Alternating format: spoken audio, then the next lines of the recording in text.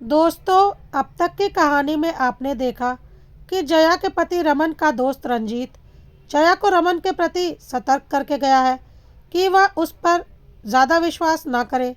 जया ने अपने माँ बाप की मर्जी के खिलाफ रमन से शादी की थी, इसलिए माँ बाप से भी अब उसके कोई खास संबंध नहीं थे। आइए देखते हैं आगे क्या हुआ। अब इस शहर में उसका ऐसा कोई नहीं है जिसके सामने वह रोकर जी हल्का कर सके। कोई विपदा आई तो कौन सहारा देगा उसे। माँ के कहे शब्द और रमन के आचरण की तुलना करने लगी तो पाया कि जब से विवाह हुआ है तब से लेकर अब तक कभी भी रमन ने उसकी इच्छाओं को मान्यता नहीं दी है, कभी उसे खुश करने का प्रयास नहीं किया। और वह इन सब बातों को नज़रअंदाज करती रही, सोचती रही कि रमन का पारिवारिक जीवन कुछ नहीं था, इसलिए वह यह सब कुछ सीख नहीं पाया। शादी के बाद 2 बार घूमने गई थी, पर दोनों बार रमन ने अपनी ही इच्छा पूरी की। पहली बार जया गोवा जाना चाहती थी और रमन उसे लेकर जयपुर चला गया, और दूसरी बार वह शिमला जाना चाहती थी तो जिद करके रमन उसे केरल के कोच्चि शहर ले गया था। प्रिंस के होने के बाद तो उसने घूमने जाने का नाम ही नहीं लिया। मज़े की बात यह कि दोनों यात्रा का पूरा पैसा रमन ने उससे कैश ले लिया। आश्चर्य यह कि रमन के ऐसे व्यवहार से भी जया के मन में उसके प्रति कोई विरूप भाव नहीं जागा। अभी तक रमन पर जया को इतना विश्वास था कि पति पास रहे या दूर उसका सुरक्षा कवच था, ढाल था। पर अब विश्वास टुकड़े टुकड़े होकर बिखर गए, कहीं से भी कुछ नहीं बचा। अब अपनी और बच्चे की रक्षा उसे खुद ही करनी होगी। रमन लौटा, एकदम ट्रेन के निश्चित समय पर। जया ने उसे गौर से देखा तो उसके चेहरे पर कहीं भी सफ़र के कोई थकान चिन्ह नहीं थे। जया, जल्दी से नाश्ता लगवा दो, ऑफिस के लिए निकलना है। अम्मा ने पराठा सब्जी प्लेट में रख कर खाना लगा दिया। खाना खाते खाते रमन बोला, 200 रुपये मेरे पर्स में रख दो, स्कूटर में तेल डलवाना है। मेरा पर्स खाली है। पहले कहते ही निहाल हो जाया करती थी जया और पैसे रख देती थी, पर इस बार अभी से समेटना शुरू हो गया। मेरे पास पैसे नहीं है, मेरी तनख्वाह 1 हफ्ते बाद मिलेगी। तो क्या मैं बस में जाऊं या पैदल? वह तुम्हारी समस्या है, मेरी नहीं। रमन आवाक सा उसका मुंह देखने लगा। जया नहाने चली गई। नहाकर बाहर आई तो रमन तैयार हो रहा था। सुनो, मुझे कुछ कहना है। हाँ कहो, सुन रहा हूँ। घर का पूरा खर्च मैं चला रही हूँ। तुम देना तो दूर, उल्टे ले लेते हो। अगले महीने से ऐसा नहीं होगा, तुमको घर खर्च देना पड़ेगा। पर मेरा रिफंड? वह तो जीवन भर चलता रहेगा। ओवर पेमेंट का इतना सारा पैसा गया कहाँ? देखो, जैसा भी हो, घर का खर्च तुमको देना पड़ेगा। कहाँ से दूंगा? मेरे भी 10 खर्चे हैं। घर चलाने की जिम्मेदारी तुम्हारी है, मेरी नहीं। रमन खीसे निकाल कर बोला, डार्लिंग, नौकरी वाली लड़की से शादी घर चलाने के लिए ही तो की थी, समझी? जया को लगा उसके सामने एक धूर्त इंसान बैठा है। और सुनो, रात के खाने में कुछ अच्छा बनवाना। 1000 रुपये गिनकर रख जाओ। कुछ अच्छा खाना बनाने के लिए बहुत सामान लगता है, सामान आएगा तब बनेगा। रहने दो, मैं रोटी सब्जी खा लूँगा। उस दिन जया दफ्तर में बैठी काम कर रही थी कि उसके ताऊ की बेटी दया का फ़ोन आया। घबराई सी थी। दया से उसे बहुत लगाव है। उसके साथ जया जब तक फ़ोन पर बात करती रहती है।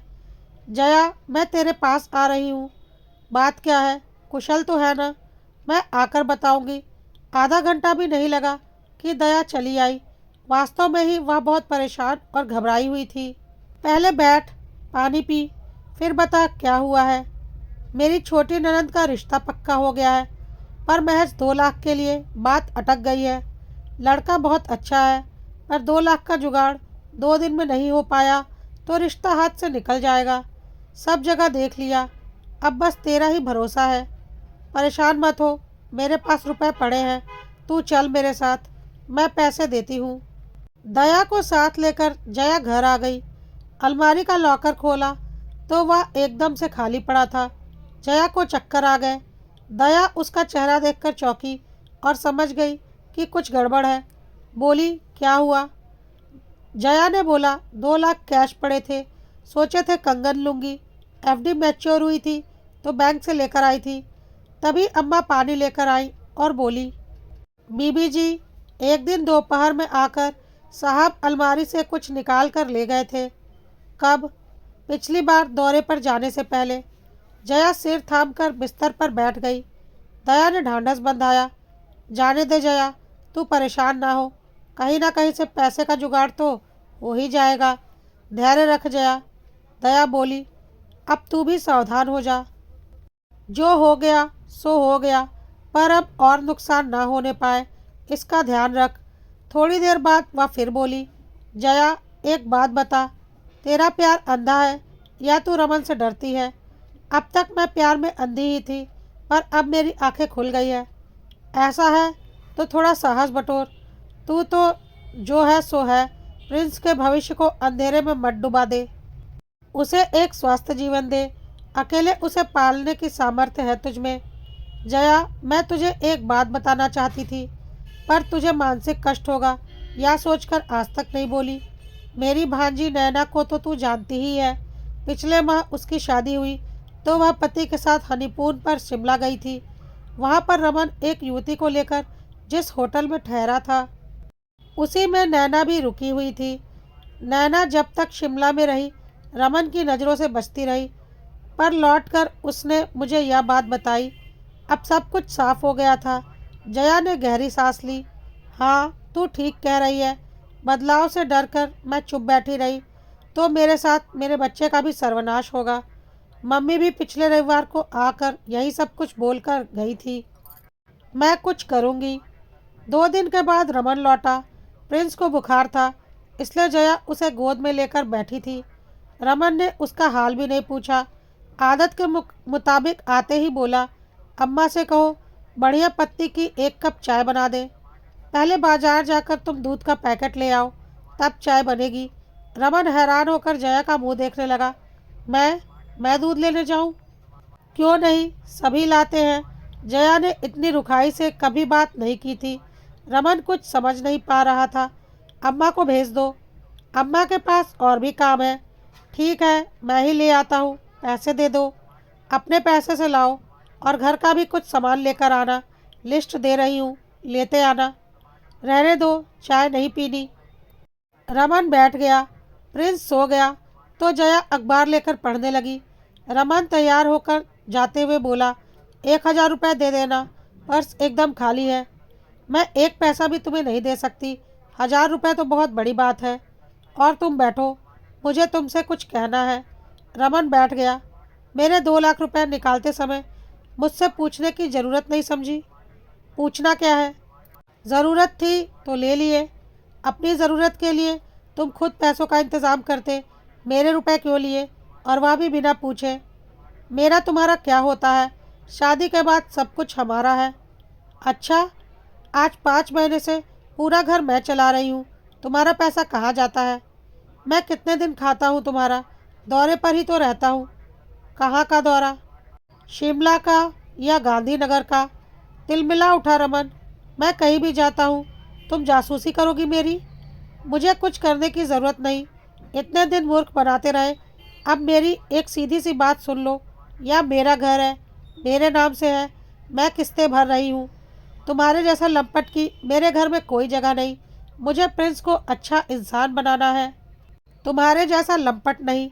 इसलिए चाहती हूँ कि तुम्हारी छाया भी मेरे बच्चे पर ना पड़े। तुम आज ही अपना ठिकाना खोजकर यहाँ से दफ़ा हो जाओ। मुझे घर से निकाल रही हो। तुम्हें 420 के अपराध में पुलिस के हाथों भी दे सकती थी, पर नहीं। वैसे हिसाब थोड़ा उल्टा पड़ गया ना। आज तक तो औरतों को ही धक्के मार मार कर घर से निकाला जाता था, यहाँ पत्नी पति को निकाल रही है। रमन बुझ सा गया, फिर कुछ सोचकर बोला, मैं तुम्हारी शर्तों पर समझौता करने को तैयार हूँ। मुझे कोई समझौता नहीं चाहिए। तुम जैसे धूर्त व मक्कार पति की छाया से मैं अपने आप को दूर रखना चाहती हूँ। तुम घर तोड़ रही हो। यह घर नहीं, शोषण की सूली थी जिस पर मैं तिल तिल कर मरने के लिए टंगी हुई थी। अब मुझे मेरा जीवन चाहिए, अपने बच्चे के लिए जीना है मुझे। बात बढ़ाए बिना रमन ने अपने कपड़े समेटे और चला गया। जया ने अपनी माँ को फ़ोन किया। मम्मी, आप अपनी जगह पर बिल्कुल सही थी। गलती मेरी थी जो आप लोगों की बात ना मानकर रमन से शादी की। उसने मुझे धोखा दिया। आपकी आंखों ने उसे सही पहचाना था। माँ, मैंने रमन को घर से भगा दिया। क्या कह रही है तू? एकदम सच मम्मी, कहकर जया ने सारा कुछ अपनी मम्मी को विस्तार से बता दिया, जिसे सुनकर उसकी मम्मी को दुख तो बहुत हुआ। आखिर उनकी बेटी की जिंदगी रमन ने खराब जो की थी, लेकिन उन्हें सुकून भी मिला। कम से कम वक्त रहते उनकी बेटी की आंखें खुल तो चुकी थी। माँ के सामने जब बच्चे के भविष्य का सवाल आ खड़ा होता है, तो वह संसार की हर कठिनाई से टक्कर लेने के लिए खड़ी हो जाती है। तू मेरे पास चली आ, यहाँ ऊपर का हिस्सा खाली पड़ा है।